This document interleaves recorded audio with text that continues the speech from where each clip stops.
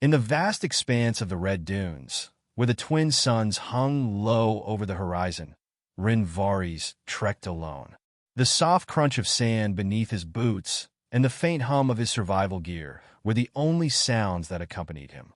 He had spent years patrolling the wastelands, a human bounty hunter tasked with retrieving rogue alien convicts, runaways, and anything else the unified system deemed lost property. He was known as relentless and efficient, a man who didn't let sentiment cloud his judgment. But today, something felt different. As the red sky began to fade into twilight, Ren's visor pinged with an unfamiliar signal, an unusual faint energy reading coming from a grove of twisted, leafless trees.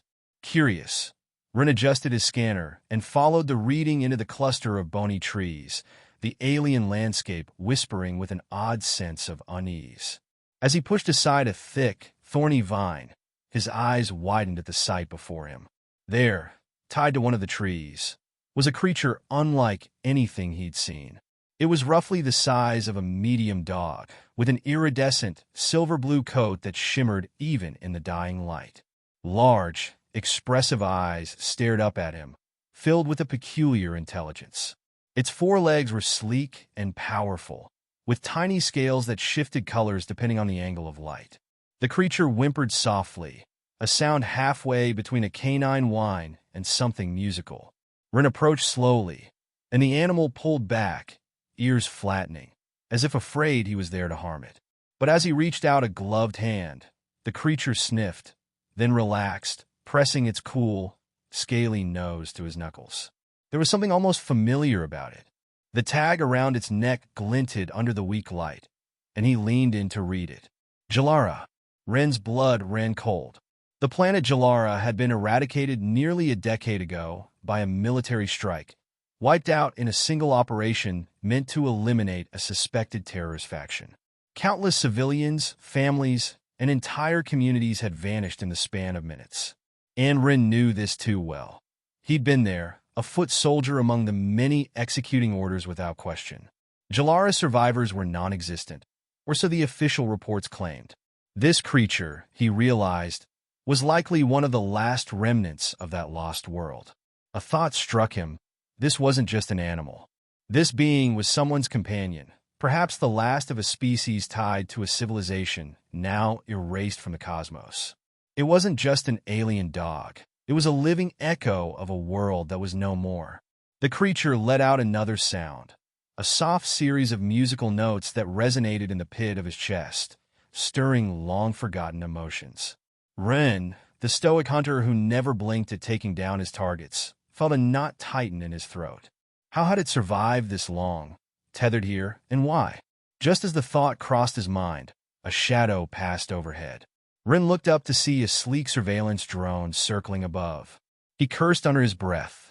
The unified system must have sent it to check on his location and activities, a routine patrol that suddenly felt more threatening. If they scanned and detected this creature, they would eliminate it without a second thought. It was, after all, just property by their standards, a reminder of a world they tried to erase. Without hesitation, Ren pulled out his combat knife and carefully cut the vine, tethering the creature to the tree. It watched him intently, as though understanding his actions. When it was free, it nuzzled his hand in a silent gesture of gratitude, its eyes reflecting a mixture of hope and trust. "Come on," Ren whispered, motioning for it to follow him. He wasn't entirely sure why he was doing this, risking everything for an alien animal. But something inside him had changed in that moment, a shift so profound that he couldn't turn back. The two of them moved swiftly, Ren leading the creature through the maze of dunes and rock formations, hoping to evade the drone's sensors. As they ran, the creature made soft, melodic noises, almost like it was singing, a song of freedom, perhaps, or a final ode to its lost world. They eventually reached a hidden alcove, a cave obscured by a ridge of jagged rocks. Ren crouched, urging the creature inside with him. Outside, the drone buzzed past, oblivious to their hiding place. As the night deepened, Ren sat beside the creature, watching as it settled against him, its body warm and comforting. He felt the burden of his years in service pressing heavily upon him, each mission, each order blending into the next in his mind. He realized, with a strange pang, that he'd become an instrument of destruction, a tool wielded by forces that erased lives as casually as they altered policies. And now, here he was, holding a small remnant of what he'd helped destroy. The creature rested its head on his lap, its iridescent eyes slowly closing as it drifted to sleep. Ren knew he couldn't stay here forever, but he also knew he couldn't go back. Tomorrow, he would have to find a new path, one that didn't involve hunting, capturing, or destroying. Instead, he would become a protector, a guardian of this last piece of Jalara.